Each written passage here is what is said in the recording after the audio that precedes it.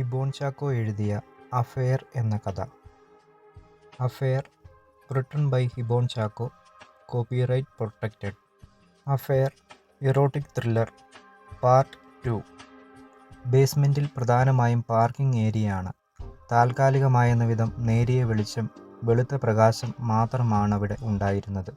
ഒഴിവില്ലാത്ത വിധം വാഹനങ്ങളാൽ നിറഞ്ഞിരുന്ന ഏരിയയിലൂടെ തൻ്റെ കാർ ലക്ഷ്യമാക്കിയെന്ന വിധം തിടുക്കം വിടാതെ ഹാൻഡ് ബാഗിൽ നിന്നും കീ എടുത്തുകൊണ്ട് അവൾ നടന്നു. അടയ്ക്കാതെ നിശ്ചലമായി കിടന്നിരുന്ന ലിഫ്റ്റിലെ അരണ്ട വെളുത്ത വെളിച്ചത്തെ പിന്തള്ളി കറുത്ത നിറമുള്ള വസ്ത്രം ലഭ്യമായ ഇരുട്ടിൽ അലിയിക്കും വിധം. 2.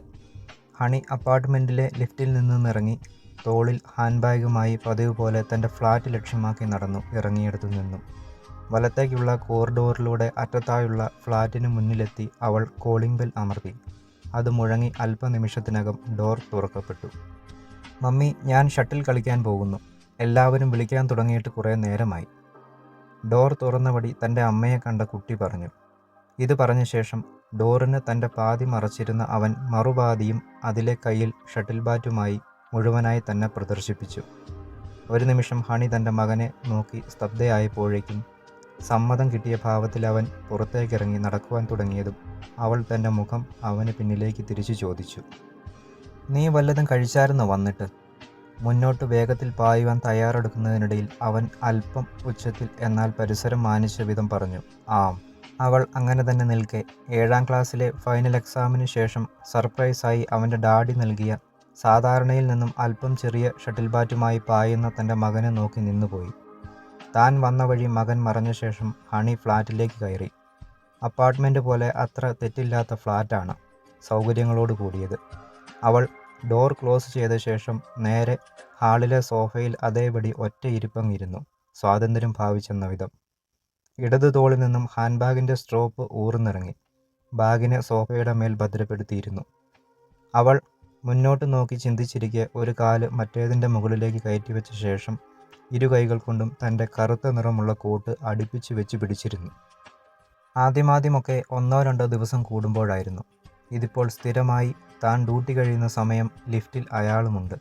കിച്ചണിൽ ഫുൾ സ്ലീവ് ബനിയനും അതേ തുണിയിലുള്ള പാൻറ്റും ധരിച്ചിരിക്കെ കോഫി ഇടുന്നതിനിടയിൽ ഹണി ഓർമ്മിച്ചു. മിക്കവാറും അയാൾ ആഷ് കളറിൻ്റെ സൂക്ഷ്മ വെറൈറ്റികളായ കോട്ടും സ്യൂട്ടുമാണ് ധരിക്കാറ്. അയാളുടെ മുഖത്തെ താങ്ങി നിർത്തുന്നത് അയാൾ കെട്ടിയിരിക്കുന്ന ടൈ ആണോ എന്ന് തോന്നിപ്പോകും. ഷവറിൽ നിന്നും വെള്ളം ഇടതൂർന്ന് ഹണിയുടെ നഗ്നമേനിയിലൂടെ പെയ്തിറങ്ങിക്കൊണ്ടിരുന്നു. ഈ ചിന്ത തൻ്റെ മനസ്സിൽ പെയ്തിറങ്ങുന്നതിനോടൊപ്പം വല്ലാത്തൊരു ആകർഷണം അയാളുടെ കണ്ണുകൾക്കും മുഖത്തിനും ഉണ്ടെന്ന് തോന്നിപ്പോകാറുണ്ട്. മിക്കവാറും അയാളുടെ കണ്ണുകൾ ചിമ്മാതെ തന്നെ നോക്കിയിരിക്കും. ഇരുവരും മാത്രമുള്ള ആ പഴയ ലിഫ്റ്റിൽ കുറച്ച് നിമിഷങ്ങൾ മാത്രം താൻ അനുഭവിക്കുന്നത് വല്ലാത്തൊരു അനുഭൂതിയാണ്. അതിൻ്റെ സുഖം സദാനേരവും സുഗന്ധമെന്ന പോലെ കൂടെ ചേർന്ന് നടക്കാറുണ്ട്. മകൻ തൻ്റെ ഇടതുഭാഗത്ത് അല്പം മാറി ഇടത്തേക്കു തന്നെ തിരിഞ്ഞ് പുതച്ചുമൂടി ഉറങ്ങുമ്പോൾ തൻ്റെ വലതുഭാഗത്തെ വിൻഡോയിലൂടെ കർട്ടനെ ഭേദിച്ച് കടന്നുവരുന്ന രാത്രിയുടെ വെളിച്ചത്തിൽ മലർന്നു കിടക്കെ ഇരുകണ്ണുകളും ചിമ്മാൻ മറന്ന് ഹണി മകൻ്റെ തലയെ മാത്രം മൂടുവാൻ മറന്ന പുതപ്പിൻ്റെ ഒരു ഭാഗത്താൽ തൻ്റെ മുക്കാൽ ഭാഗവും മൂടിക്കിടക്കെ ഇരു കൈവിരലുകളും പരസ്പരം കൂട്ടിമുട്ടിച്ച് പുതപ്പിൻ്റെ ഒരു തുടക്കത്തെ മറച്ചെന്ന വിധം തൻ്റെ നെഞ്ചിനു താഴെ വെച്ചിരിക്കുകയാണ് ഈ ഓർമ്മകളെ രസിപ്പിച്ചുകൊണ്ട്. കുറച്ചു കാലം ഇത്രയും താൻ വിചാരിച്ചിരുന്നത് ഞാൻ മാത്രം സ്വന്തമാക്കി വെച്ചിരിക്കുന്ന എൻ്റെ ഇടങ്ങളിലേക്ക് ആർക്കും പ്രവേശിക്കുവാനാവില്ല എന്നതാണ്.